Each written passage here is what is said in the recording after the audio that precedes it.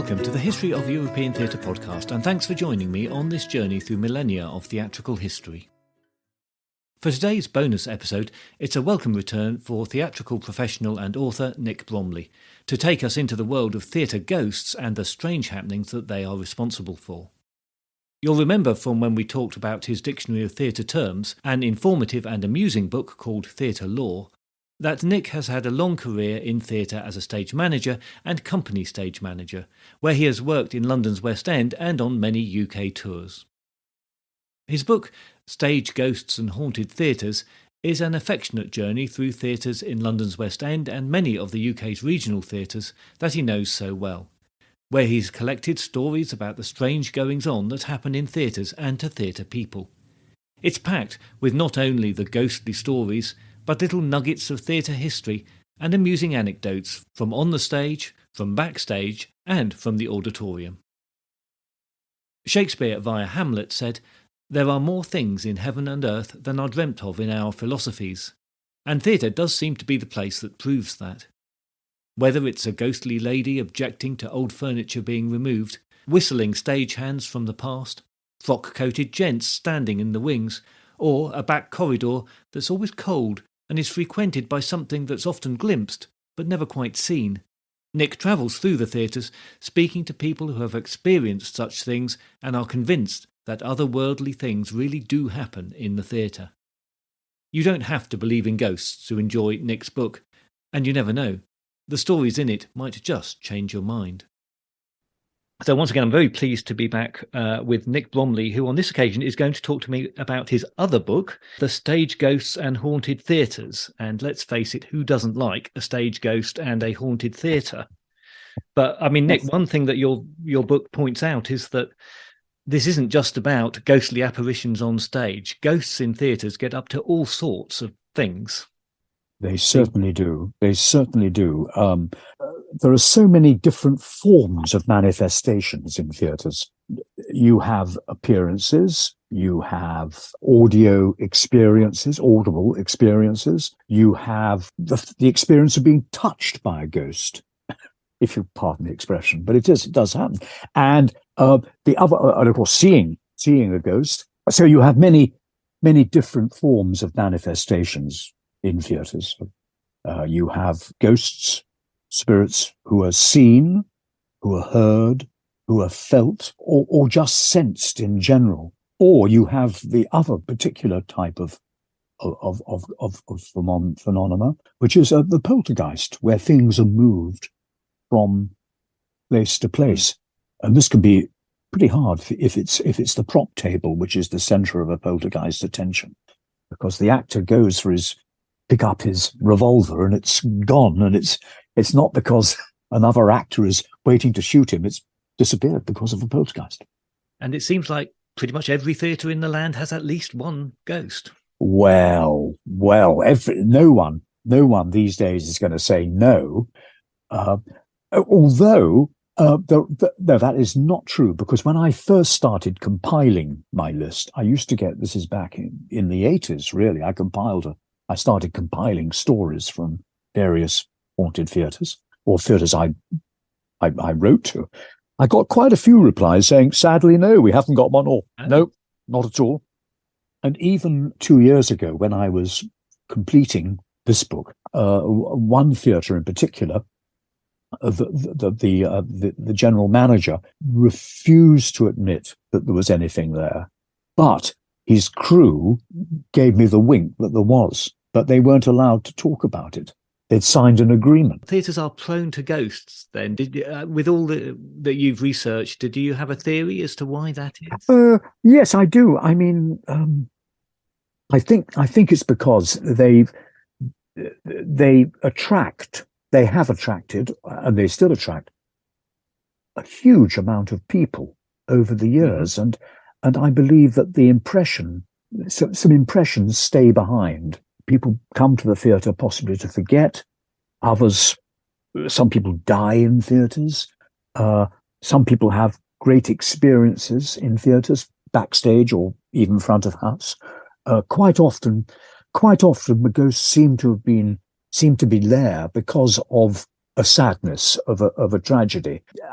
I just feel that the walls contain so many memories that some of them are there to this day, or for a set period of time after they have left. Right. And your book covers West End theatre and theatres around the country, England, Scotland and Wales, that all suffer from ghosts or enjoy ghosts in one way or another. Well, or the people, at least, yes, the people who have worked in them, or people I know, or whose stories I have believed. I mean, to prove a ghost is pretty difficult. But these are all stories which I have heard of people's own personal experience, and experiences which have not been expected. They haven't gone on a ghost hunt, right, or anything like that. The ghosts very seldom. As far as I know, I've never known a ghost to appear to order. No. I guess they don't do that.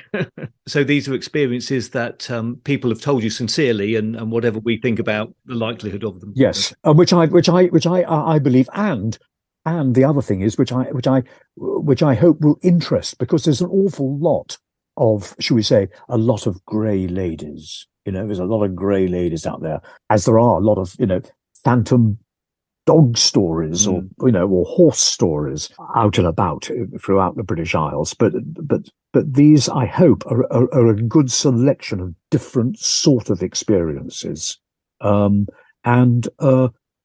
being told by a wide selection, a cross section of society, from audiences to actors to stage crew to usherettes. It's a good mixture. It's classless. As an example, I liked your stories about the Harold Pinter Theatre. Yes. Oh, yes. Which seems to have had a particular sort of a long ghost story attached to it, and not Harold himself, as you point out in the book. No. Yes, the very curious case, the Pinter Theatre, because it was tied up not so much with the building, I think, but rather than with a playwright and a particular play which we were doing there. And the play was an adaptation of, well, it wasn't an adaptation, it was a new play by an author called Simon Bent. It was a title, Prick Up Your Ears, which is the same title as the biography of Joe Orton. Yes, by John Lahr. Yeah, John Lahr. But this was a stage adaptation of his life with Kenneth Halliwell. Yeah, and this came after they'd made a film of oh, yes, I think so.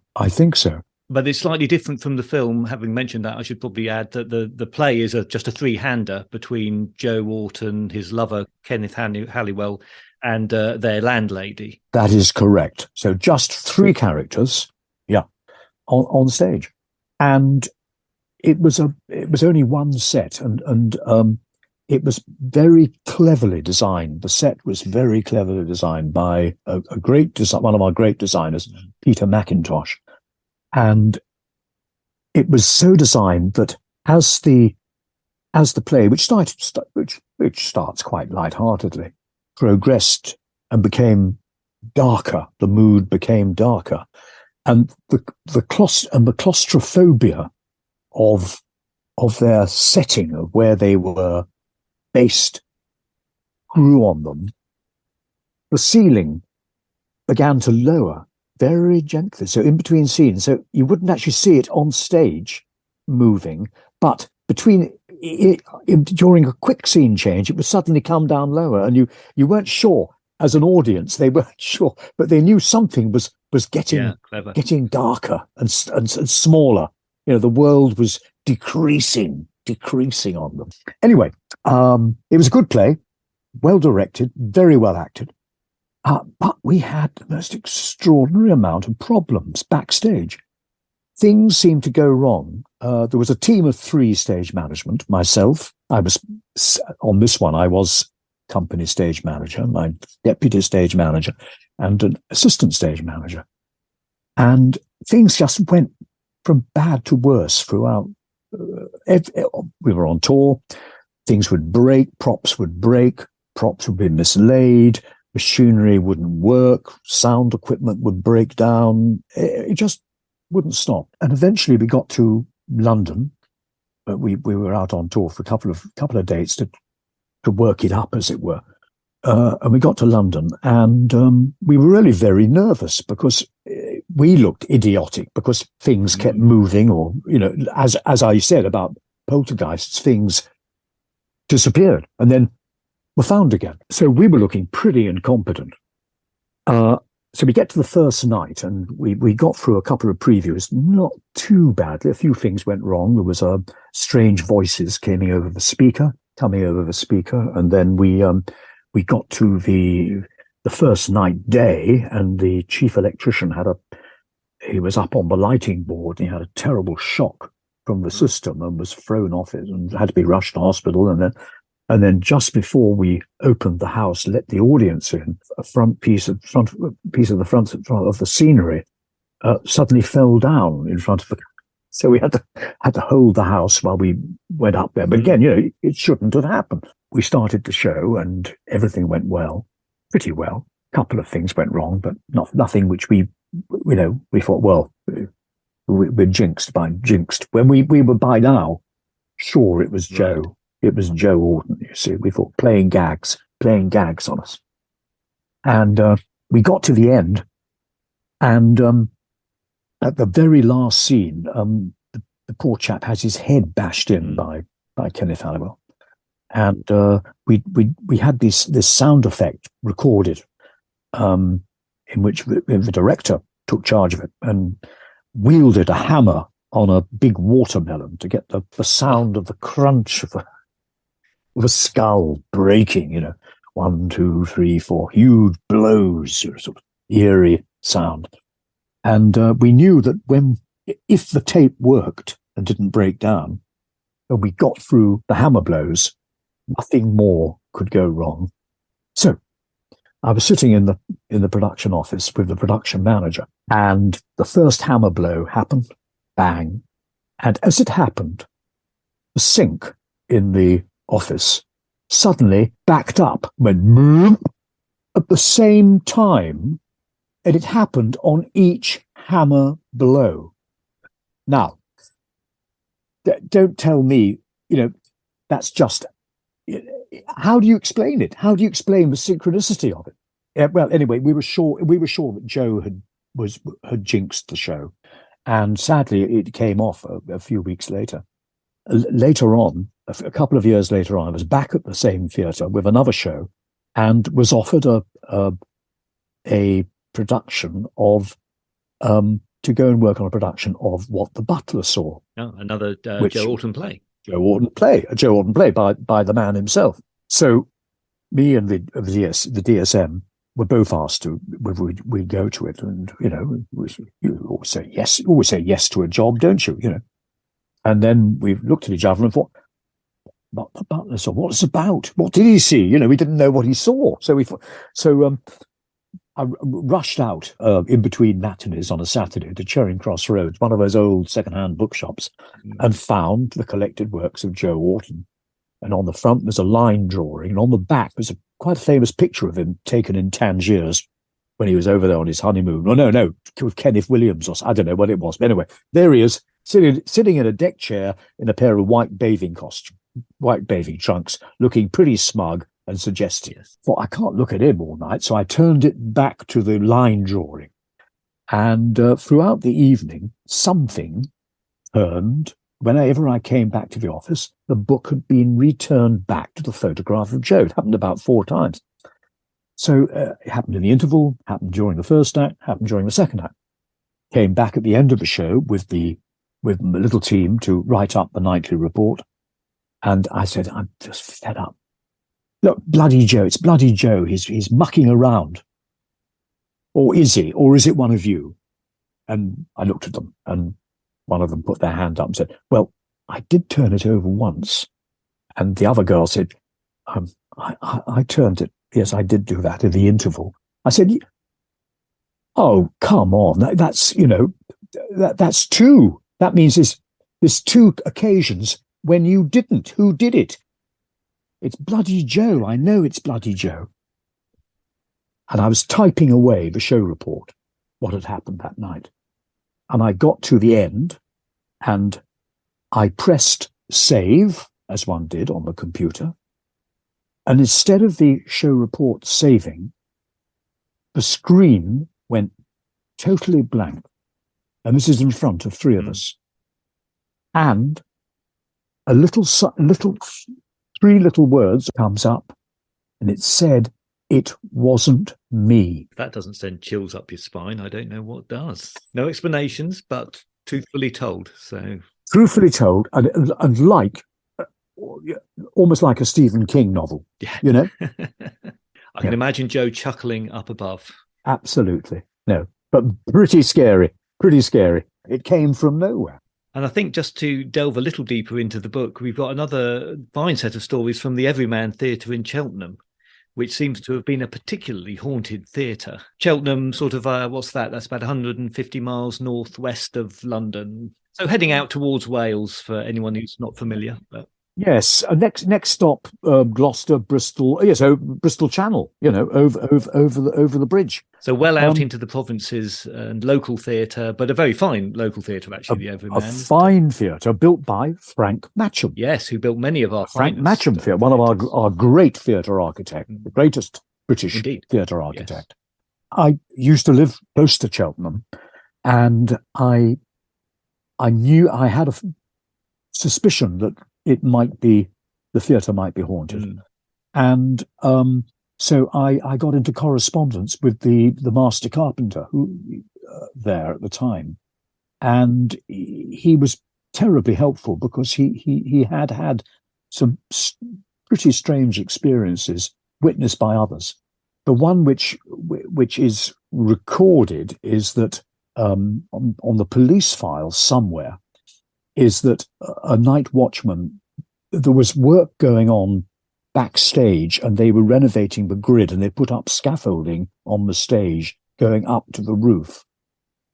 And the night watchman heard footsteps and laughter up on the top of it. And he got worried about this, so he called the local bill, the police. And they came round and they heard the sound of these footsteps and shouted up, "Come down," and nothing happened. They couldn't see anything. This is the thing. All they could see were shadows and the sound.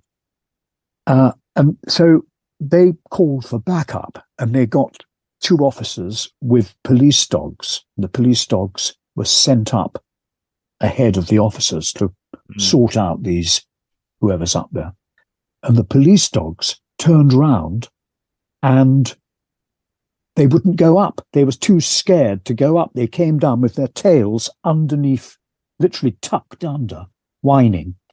And I think everybody decided that it was time to call it a night and go home.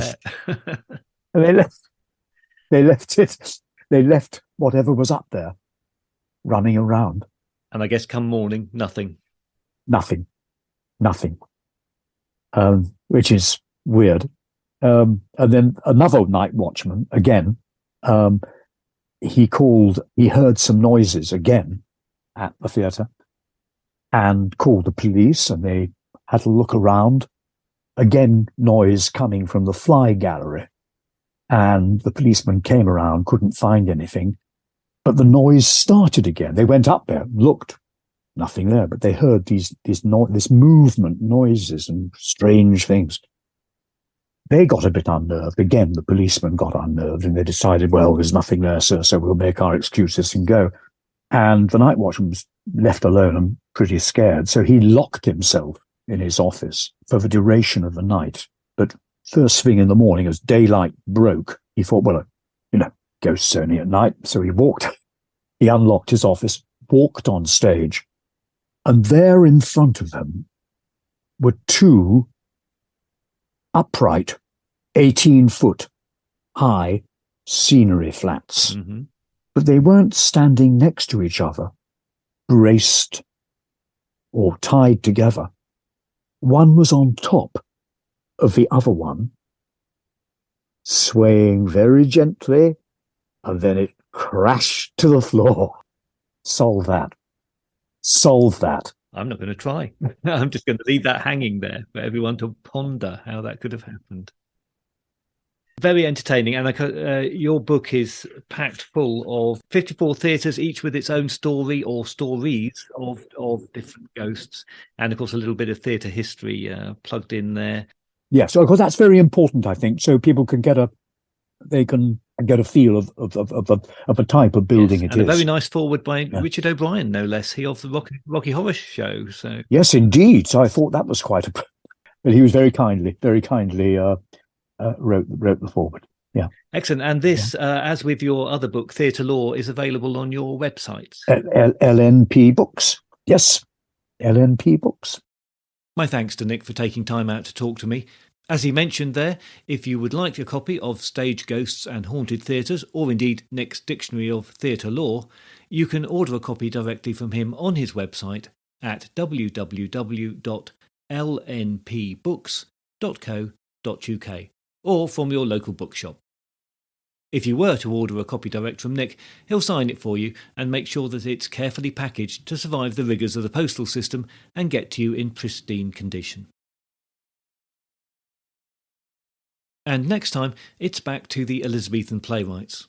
Following on from the story of the short life and strange death of Christopher Marlowe, I'll be taking a look at his plays, starting with Tamburlaine the Great, a huge epic poem of a play that influenced his contemporaries and, some would say, kick-started the greatest period of theatrical creativity that England had ever seen. In the meantime, please join the Facebook group or page and find us on Instagram or Twitter to keep up to date with the podcast and other theatre-related stuff. If you'd like to help support the podcast, the easiest thing would be to pass on the word to anybody you think might be interested in a bit of theatre history. Or, if you have a moment, write a review and rate the podcast in your podcast app of choice. You can find details of other ways to support the podcast on the website at www.thehistoryofeuropeantheatre.com, where you'll also find short biographies of all the guests who have appeared on the podcast. There's also additional content on Patreon that you can access for a small monthly fee. Details of that are also on the website, and there's a link in the show notes. I look forward to your company next time, but if you do have any comments or concerns in the meantime, you can contact me by email at thoetp@gmail.com or via Twitter at thoetp.